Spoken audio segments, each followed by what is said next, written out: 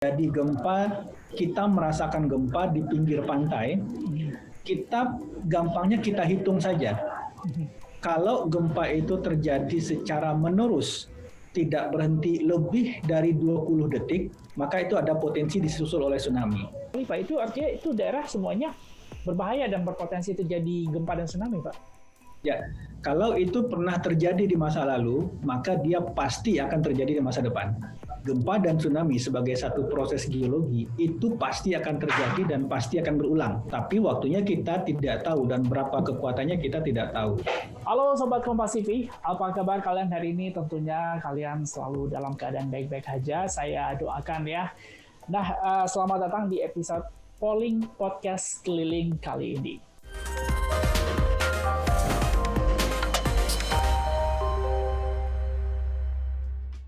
Di episode polling kali ini, kita akan membahas hal yang kemarin sempat menjadi trending di media sosial.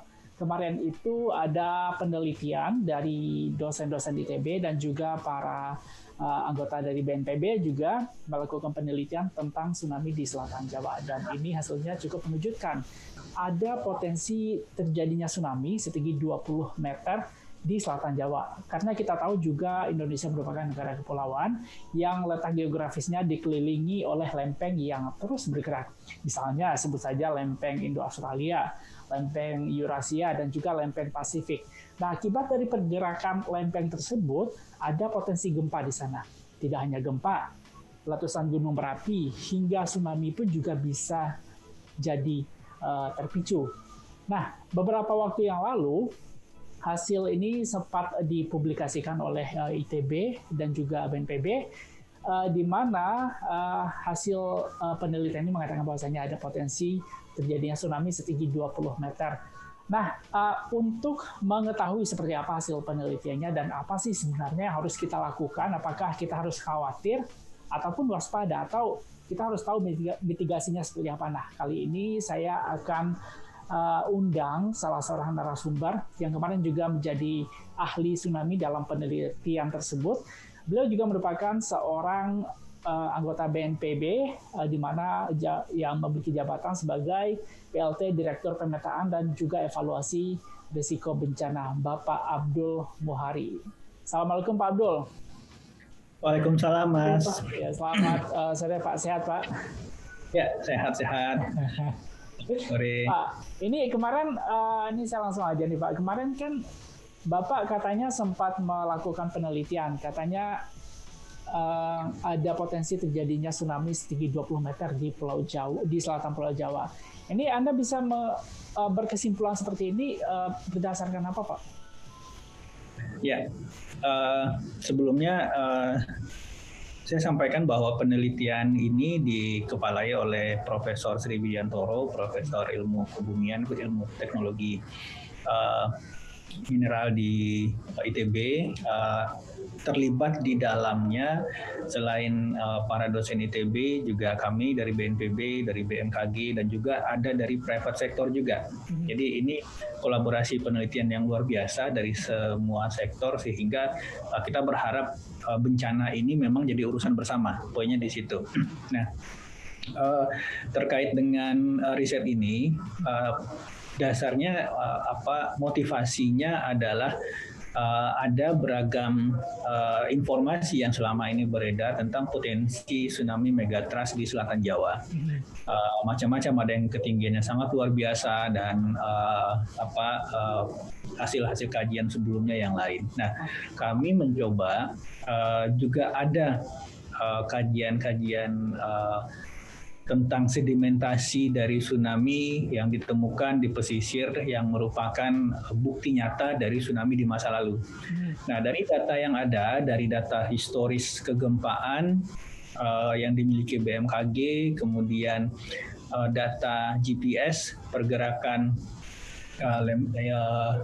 lempeng darat kita, itu kita kombinasikan semua untuk melihat, menganalisa sebenarnya berapa kecepatan pergerakan lempeng di zona subduksi selatan Jawa ini, yang ketika kami mendapatkan laju pergerakan per tahunnya, kita akumulasikan selama sekian ratus tahun laju pergerakan per tahun ini yang menghasilkan perhitungan bahwa jika itu diasumsikan dalam 400 tahun bisa mencapai magnitud sekitar 9 atau 9,1. Nah, ini kemudian zonanya ada 2. Jadi dari historis kegempaan yang kita punya, zonanya itu ada di selatan Jawa Barat dan ada di selatan Jawa Timur. Yang di selatan Jawa Barat ini potensinya sampai 8,8 dan yang selatan Jawa Timur sampai 8,9. Kalau misalkan 2 segmen ini patah secara bersamaan, lepas secara bersamaan, itu bisa menghasilkan gempa dengan kekuatan sampai magnitud 9,1. Nah, lalu dari situ kami melihat kalau terjadi potensi gempa yang seperti ini, bagaimana dengan tsunami yang ditimbulkan? Itu yang kita coba modelkan sehingga kalau misalkan segmen yang di selatan Jawa Barat yang lepas itu ada lokasi-lokasi, tidak semuanya, ada lokasi-lokasi yang terjadi amplifikasi tinggi gelombang hingga di lokasi itu bisa mencapai 20 meter. Jadi tidak seluruh pantai selatan Jawa itu 20 meter. Oke. Jadi hanya di 2 pulau kecil di selatan Banten yang batimetri dan bentuk morfologi pesisirnya memungkinkan terjadinya amplifikasi gelombang sehingga di poin itu bisa mencapai 20 meter. Sedangkan kalau misalkan segmen di selatan Jawa Timur yang lepas, itu ketinggian maksimalnya bisa mencapai 11 sampai 12 meter. Sekali lagi, ini bukan berarti di seluruh pesisir selatan Jawa itu akan 11 meter. Karena rata-ratanya kalau 2 segmen ini lepas secara bersamaan, rata-ratanya itu 4 sampai 5 meter. Oke, tadi Anda sebutkan ada potensi terjadinya tsunami, bahkan yang paling tinggi itu 20 meter. Dan memang rata-rata 4-5 meter di selatan Jawa Barat dan juga selatan Jawa Timur. Kira-kira daerah mana saja, Pak, yang bakal terdampak cukup parah menurut hasil penelitian Anda, Pak? Ya, mungkin saya akan share gambar yang bisa mewakili menjawab pertanyaan itu. Ini adalah dasar kita melakukan kajian, ada data GPS, kemudian ada data historical kegempaan yang kemudian kita bisa hitung potensi slip rate, laju pergerakan lempeng yang kemudian bisa untuk dijadikan dasar penghitungan energi gempa dalam satu periode ulang. Nah, ini yang kita punya. Jadi di sisi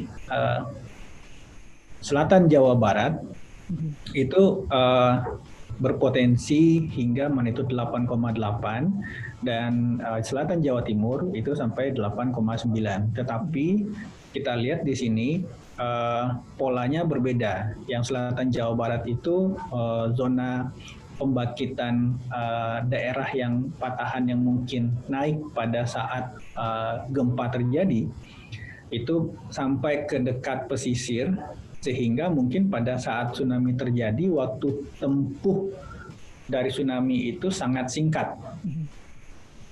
Sedangkan yang di selatan Jawa Timur itu zona pembangkitan tsunami-nya agak jauh di lepas pantai sehingga waktu jelajah tsunami dari saat gempa terjadi sampai mencapai pantai itu agak lama. Jadi seperti ini menit ke-30 yang sebelah timur itu baru sampai, sedangkan ini sudah bersirkulasi luar biasa. Itu setengah jam setelah terjadi gempa? Iya, okay. Ini 1 jam setelah terjadinya gempa, 1,5 jam setelah terjadinya gempa. Nah, ini adalah distribusi tinggi tsunami di pesisir. Jadi ini kita lihat yang 20 meter ini adalah di pulau kecil ini. Jadi bukan di seluruh pesisir ini. Kemudian yang di selatan Jawa Tengah, Jogja, dan Jawa Timur itu paling tingginya di sekitar Banyuwangi, tapi rata-rata itu 4 sampai 5 meter. Kalau misalkan dua segmen ini lepas secara bersamaan. Kalau jadi lepasnya satu-satu gimana? Kalau lepasnya satu-satu, ini yang di tinggi maksimum ini tidak akan berubah, tapi rata tinggi tsunami yang di sepanjang pantainya yang berubah. Jadi kalau karena itu cuma satu segmen, sehingga secara otomatis rata-rata misalkan segmen selatan Jawa Barat yang lepas, maka rata-rata tinggi tsunami di perairan Jawa Barat, Jawa Tengah, Jawa Timur itu akan lebih turun karena tidak ada segmen di sini. Begitu juga sebaliknya. Di bawah 4 dan 5 meter tadi. Ya. Tadi Anda sebutkan ada perbedaan antara Jawa Barat dan juga Jawa Timur terkait berapa lama tsunami itu bisa sampai ke daratan. Nah, bisa Anda jelaskan Pak, kira-kira kalau di Jawa Barat berapa, di Jawa Timur berapa lama sehingga masyarakat memiliki waktu evakuasi itu berapa lama kira-kira? Ya, jadi jika segmen selatan Jawa Barat yang lepas, maka tadi kalau kita lihat, kalau misalkan saya boleh sharing lagi, ini adalah zona yang terangkat. Jadi mungkin mekanismenya seperti ini. Ya, ini adalah zona tumbukan lempeng di selatan Jawa, yang mana lempeng samudra itu bergerak masuk ke bawah lempeng samudra. Ini Eurasia, ini Indo-Australia, yang pada saat tertentu ketika lempeng itu sudah tidak mampu menahan karena ini bergesekan, dia akan lepas. Nah, proses lepasnya itu yang kemudian membangkitkan tsunami. Itu berarti prosesnya. Ya, jadi ketika si lempeng samudra ini lepas ke atas, maka yang terjadi itu ada bagian segmen dengan ukuran geometri tertentu di bawah laut yang terangkat. Nah, pengangkatan secara tiba-tiba dalam luasan yang sangat besar ini yang kemudian mengangkat massa air di atasnya. Jadi kalau kita visualisasikan ini segmen yang terangkat, dia akan mendesak air di atasnya, sehingga air ini yang kemudian seperti halnya kita memasukkan tangan ke bak mandi, terus kita gerakkan ke atas, seperti itu airnya akan beriak. Nah, seperti itulah kira-kira analogi dari pembangkitan tsunami. Nah, kalau misalkan kita asumsikan ini adalah garis pantai, maka waktu tempuh tsunami dari saat terjadinya gempa sampai tsunami ini mencapai garis pantai itu akan sangat tergantung dari seberapa jauh zona pembangkitan ini dari garis pantai. Kalau di Jawa Barat tadi berapa lama kira-kira? Nah, kalau di Jawa Barat tadi itu ada sebagian dari geometri lokasi rupture itu, lokasi pembangkit gempa itu yang sangat dekat dengan pantai, sehingga di beberapa tempat ada kondisi-kondisi yang kalau memang seperti ini kejadiannya, skenarionya, itu tsunami bisa sampai di darat itu dalam waktu 5-10 menit. 5-10 menit Jawa Barat. Kalau Jawa Timur apa? Kalau di Jawa Timur, karena tadi kita lihat jaraknya cukup jauh ke lepas pantai, zona pembangkitannya, itu bisa sampai dari 25 sampai 45 menit. 25 Tetapi 45 menit. Dengan kondisi bahwa skenarionya seperti ini. Jadi ini tidak berlaku umum. Jadi tidak semua nanti gempa yang menimbulkan tsunami di Jawa Barat misalkan akan memiliki waktu tempuh 5-10 menit, tidak begitu. Jadi kalau skenarionya seperti ini, itu ada beberapa lokasi yang mungkin memiliki karakteristik waktu tempuh tsunami-nya sangat cepat. paling cepat tadi itu 5 sampai 10 menit paling cepat ya, Pak? Ya. Berarti dalam konteks ini kita perlu menyampaikan kepada masyarakat bahwa sebenarnya ada kondisi-kondisi gempa di mana kita harus waspada. Bukan kuat atau tidaknya gempa itu yang akan mencirikan bahwa akan ada tsunami setelahnya. Jadi kalau misalkan terjadi gempa, kita merasakan gempa di pinggir pantai, gampangnya kita hitung saja. Kalau gempa itu terjadi secara menerus, tidak berhenti lebih dari 20 detik, maka itu ada potensi disusul oleh tsunami. Jadi tidak tergantung kuat atau lemahnya, baik lemah, baik kuat. Begitu ngerasakan gempa, kita hitung 1, 2, 3, 4. Kalau berturut-turut nggak berhenti lebih dari 20 detik, 20 detik, ya. Oke, itu kita kalau harus gempa terus-terusan selama 20 detik atau lebih, itu ada potensi terjadinya tsunami. Ya. Oke, itu simpelnya seperti itu. Kalau kita lihat di Aceh juga waktu itu kan, kalau tidak salah ada penyusutan air hingga beberapa kilometer ke arah laut. Nah, tapi kalau saya lihat di ilustrasi yang Anda sampaikan tadi, Pak, itu kan kayaknya air langsung itu ke atas, jadi nggak ada sepertinya nggak ada penyusutan karena karena langsung ada tekanan dari tengah sampai ke daratan. Apakah selalu ada penyusutan sebelum terjadinya tsunami, penyusutan air laut maksud saya? Tidak selalu karena memang dalam konteks seperti ini kita lihat di sini. Nah, ketika ada bagian dari dasar laut yang kemudian naik ke atas air, kemudian mendorong kolom air, massa air ke atas. Ini massa air yang mendongak ke atas ini, yang terdorong ke atas ini sebenarnya dia akan menarik air yang ada di pantai. Oke. Inilah yang kemudian secara fisis, secara di lapangan kita melihat airnya surut. Air surut ini biasanya bisa, kalau misalkan dalam kasus Aceh itu 2 sampai 6 menit. Makanya ada cerita orang mengambil ikan segala macam. Juga dalam kasus Pangandaran juga ada 2006 itu ada air surut. Tetapi ada kasus-kasus di mana kalau misalkan daerah zona pembangkit gempa ini yang naik ke atas ini saya geser sangat dekat ke arah darat, maka massa air di pantai yang akan ketarik itu tidak akan signifikan karena bagian daratnya akan ikut naik. Artinya kalau semakin dekat ke darat semakin gede ya Pak potensi tsunami tingginya? Belum tentu, karena tinggi atau tidaknya tsunami itu bergantung kepada pertama seberapa besar dislokasi vertikal ini, seberapa besar dia mendorong massa air ke atas. Itu kalau di perairan dalam.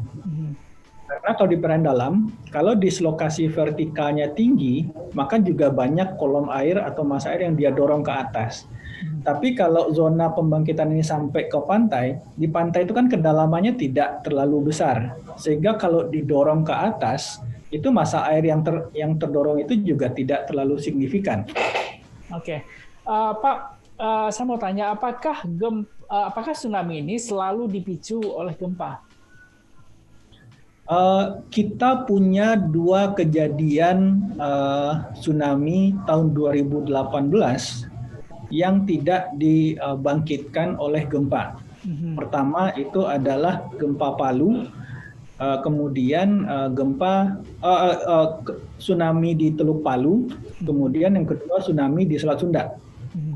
Tsunami di Teluk Palu memang pemicunya gempa, tapi pembangkit tsunami-nya bukan gempa. Oke. Jadi gempa yang sangat kuat ini kemudian memicu longsoran di pinggir pantai, sehingga longsoran ini yang kemudian masuk ke badan air, menjadikan badan air ini beriak, menciptakan gelombang. Oke. Itu tsunami yang disebut longsoran. Sama halnya dengan tsunami di Krakatau. Oke, gunung berapi berarti. Landslide. Jadi ada bagian dari Krakatau yang longsor ke bawah masuk ke badan air, itu yang kemudian membuat tsunami yang sangat luar biasa. Oke, berarti artinya Anda menyebutkan potensi terjadinya tsunami itu bukan hanya dari pergerakan lempeng, tetapi juga ada aktivitas-aktivitas lain di dasar laut, misalnya seperti tadi yang Anda sebutkan vulkanik, di aktivitas vulkanik di Selat Sunda, begitu Pak? Ya. Ya, selain itu ada lagi potensi lainnya Pak yang menyebabkan tsunami Pak? Sebenarnya ada beberapa, cuman kejadiannya sangat jarang ya.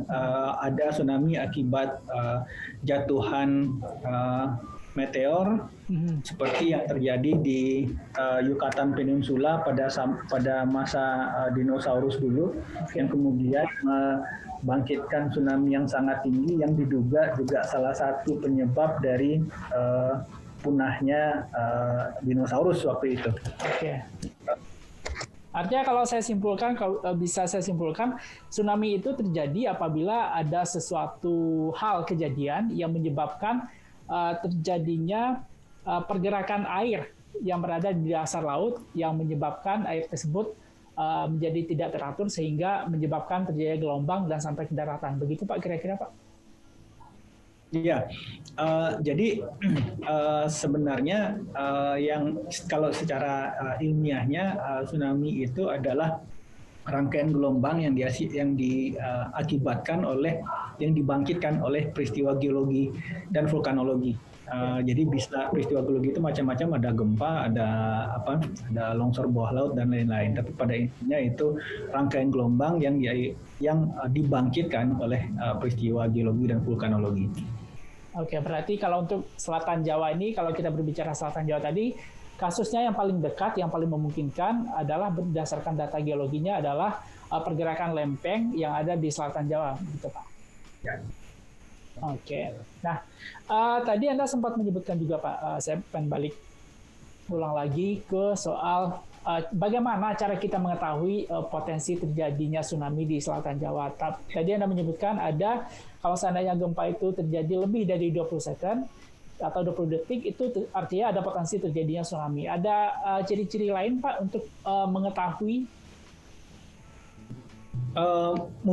Karena kita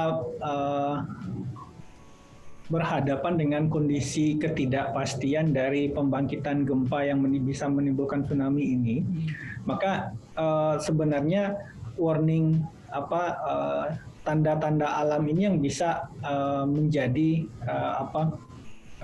pengingat kesiapsiagaan kita sebenarnya. Jadi kenapa tadi saya tekankan ketika kita sedang ada di pesisir, kemudian merasakan gempa yang baik itu lemah atau kuat, jangan menunggu warning dari pemerintah dulu, jangan menunggu perintah evakuasi dulu, karena mungkin kondisinya belum semuanya kok pantai-pantai yang rawan tsunami di Indonesia itu dilengkapi oleh sirine, atau tidak semua masyarakat bisa menerima warning BMKG misalkan saat liburan, tidak bawa HP atau belum menginstal aplikasi warning segala macam. Jadi kita harus membiasakan atau membudayakan kepada masyarakat hal-hal simpel, praktikal yang bisa mereka gunakan dimanapun dan kapanpun. Jadi kalau istilahnya sedang di pesisir, sedang di pantai, berwisata, kalau merasakan gempa, baik itu rasanya lemah, kita hitung saja 20 detik, kalau itu lewat 20 detik, kita segera menyingkir. Oke, baiklah. Itu tadi tanda-tandanya Pak. Nah, kalau kita balik lagi ke penelitian Anda sebelumnya, bahwasanya kan lempeng ini kan selalu bergerak dan selalu melepaskan energi setiap periode waktu tertentu. Anda tadi menyebutkan ada potensi tsunami terjadi. Terakhir kali kapan Pak terjadi dan kapan kira-kira akan terulang lagi?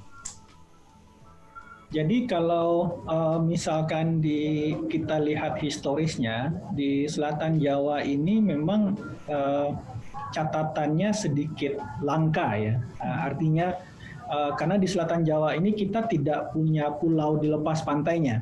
Berbeda dengan Sumatera. Sumatera itu kita punya Pulau Nias, Pulau Mentawai, Siberut, dan lain-lain, yang sehingga ekosistem yang ada di pulau itu seperti karang atau di pesisir Aceh ada gua LNT yang mencatat sedimen-sedimen tsunami, itu bisa kita teliti. Tapi di selatan Jawa ini relatif kita tidak punya pulau di lepas pantai yang mungkin bisa ada ekosistem, apakah itu karang atau apapun yang bisa mencatat kejadian di masa lalu itu. Sehingga yang kita ketahui, pertama ada histori 1921 di selatan lepas pantai Cilacap, kemudian 1977 di lepas pantai Sumba, 1994 di selatan Banyuwangi, dan terakhir 2006 di Pangandaran. Tapi rangkaian gempa-gempa yang kita ketahui ini bukan gempa skala besar. Masih skala moderat dengan magnitud 7 sampai 7,5 atau 7,8. Nah, yang kita waspadai sebenarnya meskipun gempa-gempa dengan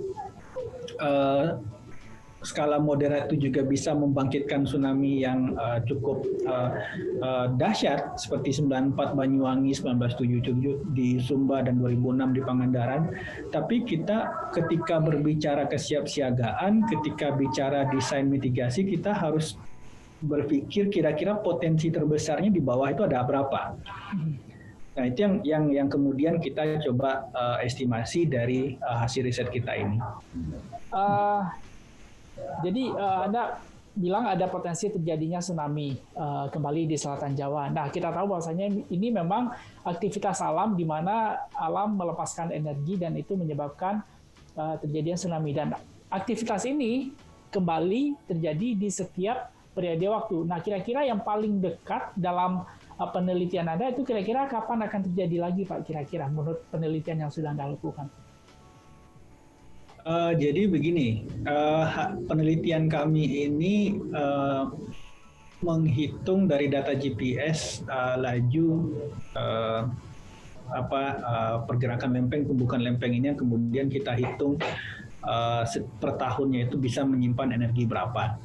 Nah, dari sleep rate istilahnya per tahun itu, kemudian kita akumulasikan dia sampai magnitud 9 atau 9,1 itu di berapa tahun.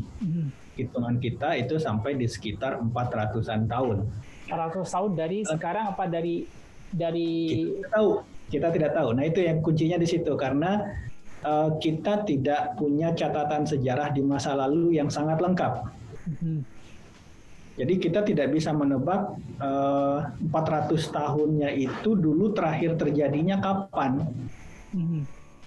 Jadi ini yang mungkin perlu dipahami oleh masyarakat, bahwa kita saat ini, hasil penelitian ini hanya bisa memprediksi bahwa dengan sleep rate yang kita hitung dari data GPS itu bisa kemudian mengumpulkan energi hingga magnitude 9,1 itu dalam 400 tahun. 400 Tapi tahun. kapan terjadinya yang lalu itu dengan magnitude sebesar itu atau dengan kelas besar gempa sebesar itu, kita belum tidak ada punya data sampai saat ini. Ya. Oke. Berarti artinya kita tetap harus waspada ya Pak, meskipun kita nggak tahu kapan itu potensi terjadinya tsunami itu.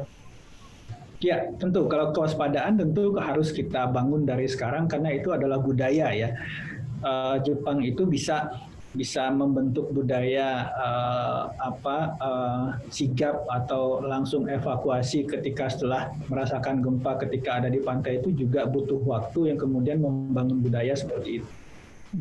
Nah, selain itu saya pengen nanya Anda sebagai posisi jabatan Anda di BNPB sekarang, sebenarnya sejauh apa hal yang sudah dilakukan BNPB untuk memberikan warning ataupun juga peringatan kepada masyarakat yang tinggal di pinggir pantai ini, mengedukasi mereka supaya sadar akan terjadinya potensi tsunami tersebut?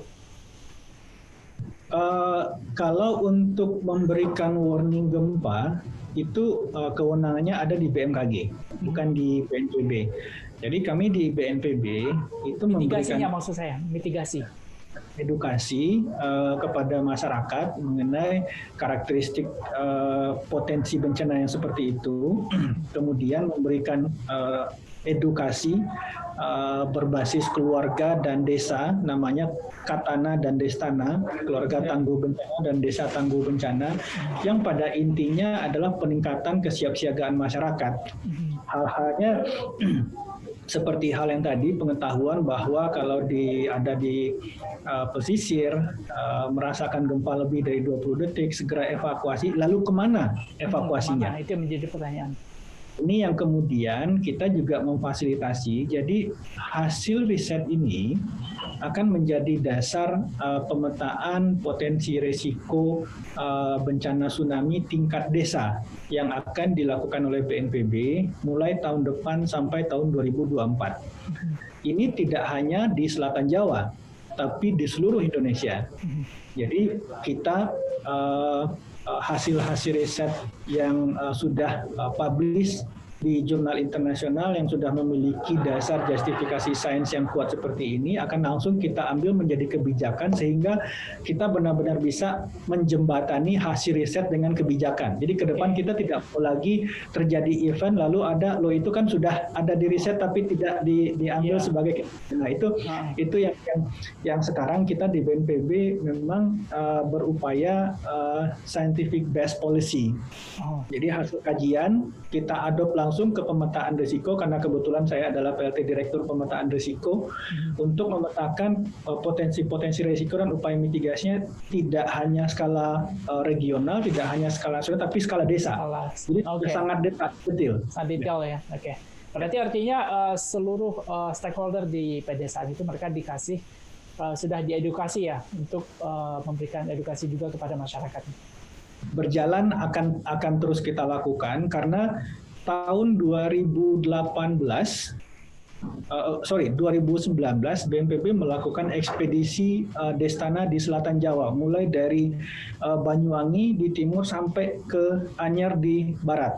Kita menjelajahi desa-desa itu, kemudian mengidentifikasi tempat evakuasi sementara, memberikan edukasi kepada masyarakat berbasis kearifan lokal. Karena kadang-kadang masyarakat itu lebih tahu daripada kita yang tidak ada di sana tentang kearifan-kearifan lokal yang mungkin sudah diceritakan oleh apakah itu orang tua mereka, apakah itu kakek buyut mereka yang dulu mungkin punya pengalaman tentang itu. Jadi itu juga kita gali, beranjak dari situ kita bangun kembali literasinya sehingga menjadi narasi edukasinya itu adalah narasi-narasi yang bisa dipahami oleh masyarakat lokal. Oke, baiklah kalau kayak gitu supaya pesannya juga sampai kepada masyarakat lokal. Jadi Anda melibatkan stakeholder di tempat tertentu, di desa tertentu untuk juga turun langsung ke lapangan. Nah, kita harapkan ini memang jadi metode ini cukup ampuh untuk meningkatkan kesadaran masyarakat dalam kesiagaan dalam menghadapi bencana. Nah, balik lagi ke tadi yang tsunami tadi. Tadi dari hasil penelitian yang Anda lakukan itu kan baru di Selatan Jawa saja. Sementara kalau kita tahu pergerakan lempeng ini di Indonesia ini cukup panjang dari ujung Sumatera sampai Selatan Jawa sampai bahkan ada juga di sekitar Sulawesi yang membelah Irian dan juga Sulawesi begitu. Nah, dari apa yang bisa Anda gambarkan di mana saja daerah-daerah yang berbahaya terjadinya gempa dan juga tsunami di Indonesia ini di mana aja, Pak? Bisa Anda tunjukkan ke kita? Jadi kalau kita bicara Indonesia sebagai negara yang dilewati oleh jalur gunung api dan jalur pertemuan lempeng, kita harus mengatakan kepada masyarakat bahwa gempa dan tsunami sebagai satu proses geologi itu pasti akan terjadi dan pasti akan berulang. Tapi waktunya kita tidak tahu dan berapa kekuatannya kita tidak tahu. Jadi seperti gambar di belakang saya ini adalah historis gempa-gempa yang menimbulkan tsunami di masa lalu. Yang ada titik merah itu Pak ya? Ya. di masa lalu yang kemudian kita coba mappingkan juga, kita coba cari historisnya, kita cari catatan sejarahnya yang sangat banyak dibuat pada zaman Belanda dengan sangat detail. Ini kita coba runut ulang satu persatu sehingga cerita-cerita di satu tempat itu bisa kita gabungkan menjadi satu informasi yang utuh. Oke. Jadi artinya kalau saya lihat itu banyak sekali titik merah yang membentang dari utara Sumatera, kemudian terus ke selatan, Jawa, dan Sulawesi, dan Irian itu banyak sekali, Pak. Itu artinya itu daerah semuanya berbahaya dan berpotensi terjadi gempa dan tsunami, Pak. Ya, kalau itu pernah terjadi di masa lalu, maka dia pasti akan terjadi di masa depan. Itu prinsipnya seperti itu. Jadi ini yang perlu kita sampaikan kepada masyarakat sehingga kalau kemudian dalam waktu-waktu ke depan ada lagi rilis satu penelitian tentang potensi gempa megatrust berpotensi tsunami di tempat lain, itu sebenarnya bukan hal yang baru saja ditemukan dan bukan akan segera terjadi segera setelah paper itu dipublish. Ini sudah merupakan sirkulasi satu siklus geologi yang secara naturalnya seperti itu dan pernah terjadi di masa lalu dan kemudian pasti akan berulang terjadi lagi. Nah, ini yang menarik juga, Pak. Ini kan yang baru kita bahas tadi kan baru sekedar pertemuan lempeng yang ada di sekitar laut ya. Ini itu artinya itu adalah bencana yang terjadi yang dipicu oleh aktivitas tektonik di dasar laut. Nah, sementara kalau kita lihat juga di daerah-daerah Indonesia di daratan misalnya, itu kan juga banyak sesar. Misalnya ada sesar Lembang, ada banyak sesar-sesar lainnya yang membentang yang juga terbentuk akibat dari adanya aktivitas tektonik tadi gitu. Nah, apakah sesar dan juga lempeng ini saling berpengaruh, misalnya kalau jadi gempa di sini, apakah juga akan berpotensi gempa di sana, atau justru bahkan memperparah, atau biasa aja, Pak? Itu gimana, Pak? Kita tidak bisa mengeneralisasi seperti itu, tetapi dalam satu jalur yang sama atau yang jalur yang berdekatan atau jalur yang berhimpitan, jalur sesar yang berhimpitan, maka ketika satu segmen bergerak, maka itu akan mengganggu keseimbangan segmen yang lain. Saya analogikan seperti ini, kalau saya punya 10 meja, kemudian meja ini saya susun yang sisi-sisinya saling bertemu satu sama lain, kemudian saya goyang satu meja, secara otomatis meja yang sisinya bertemu dengan meja yang saya goyang juga akan terganggu keseimbangannya. Logikanya seperti itu. Jadi segmen-segmen ini saling berhimpit satu sama lain. Ketika yang satu ada pelepasan energi, yang sisi yang saling berhimpit, yang berdekatan ini juga akan sangat terganggu keseimbangannya. Berarti kalau terganggu keseimbangannya artinya bisa memicu terjadinya gempa juga di daerah yang dilalui sesar tadi. Ya, tergantung kemudian apakah gangguan itu cukup signifikan untuk mendistrak atau membuat keseimbangan dari segmen yang lain itu juga menjadi lepas gitu. Oke, baiklah. Berarti memang ada potensi untuk mengganggu keseimbangan di tempat lain ya, Pak ya. Nah, kira-kira mitigasi yang harus dilakukan untuk menyelamatkan masyarakat dari potensi terjadi gempa dan tsunami ini apa, Pak? Kira-kira simpelnya biar masyarakat juga tahu. Pertama, kita harus melihat bahwa bentang alam ini itu sebenarnya sudah ada fungsinya masing-masing. Okay. Jadi ketika kita menyebut sempadan pantai, itu ada fungsinya. Ketika kita menyebut hutan pantai, itu ada fungsinya. Di waktu kejadian tsunami di Selat Sunda, ada satu desa yang terlindungi oleh hutan pantai setebal 200 meter, di mana tsunami yang datang di depan hutan pantai ini tingginya 4,2 meter, tapi sampai melewati hutan pantai yang 200 meter ini, sampai di perumahan itu cuma 40 cm. Jadi ada konsepsi-konsepsi mitigasi berbasis ekosistem yang seharusnya kalau kita jaga itu bisa mengurangi potensi dampak dari kejadian-kejadian seperti ini di masa depan. Jadi kita harus pertama memang membuat kembali pantai dengan ekosistemnya, apakah itu mangrove, apakah itu hutan pantai, itu menjadi buffer untuk kita. Sehingga kalau ada kejadian-kejadian yang sifatnya ekstrim, gelombang pasang atau tsunami sekalipun, paling tidak itu bisa mereduksi potensi dampak di pada masyarakat di belakangnya.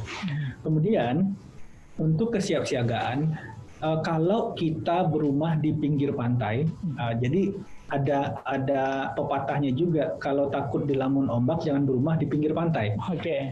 Kalaupun kita terpaksa dan pada saat ini kita punya rumah di pinggir pantai, maka tadi ada hal-hal kesiapsiagaan yang perlu kita perhatikan. Seperti tadi 20 detik gempa kita harus lari, kemudian kita harus tahu lari kemana. Carilah jalur, kita bisa identifikasi lingkungan kita sendiri, yang sedapat mungkin jalur evakuasi itu tegak lurus dari bibir pantai, tidak sejajar. Karena kalau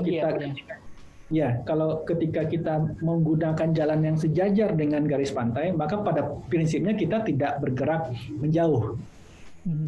Kita harus mencari jalan-jalan yang tegak lurus pantai, kemudian segera menuju ketinggian.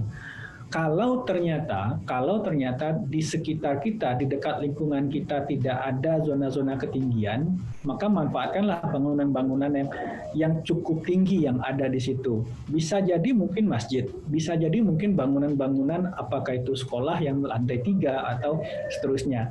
Tetapi perlu kita pastikan kekuatan bangunan tersebut terhadap gempa.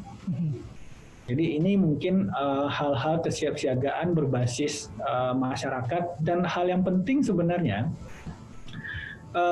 ketika gempa ini bisa terjadi pagi, siang, sore, atau malam. Nah, kalau gempanya terjadi siang, kita sedang di luar rumah, saat gempa rumah rubuh, kita bisa lari. Tapi kalau misalkan gempanya terjadi malam, akan sangat susah untuk kita ketika rumah ternyata tidak tahan gempa, rubuh, kita nggak bisa evakuasi. Nah, itu sangat penting juga untuk kita mulai memperhatikan kira-kira rumah kita ini kekuatannya terhadap gempa seperti apa. Sekarang tidak terlalu sulit untuk mencari referensi memperkuat rumah, memperkuat dinding rumah. Sudah sangat banyak hal-hal praktis yang bahkan juga menggunakan bahan-bahan yang ada di sekitar kita.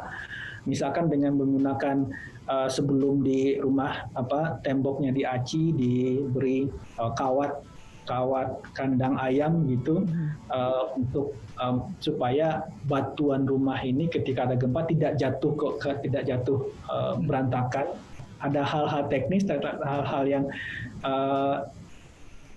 sudah sangat banyak secara praktis ada tersedia di laman-laman internet yang sebenarnya tidak terlalu susah untuk dilakukan oleh bahkan masyarakat awam sekalipun. Artinya selain tindakan langsung untuk menghindari bencana tadi, kita juga harus melakukan tindakan preventif ya Pak ya, selain segampang membuat rumah anti gempa. Kemudian ketika gempa dan tsunami terjadi, ya kita juga harus tahu apa yang harus kita lakukan dengan mencari tempat-tempat yang tinggi.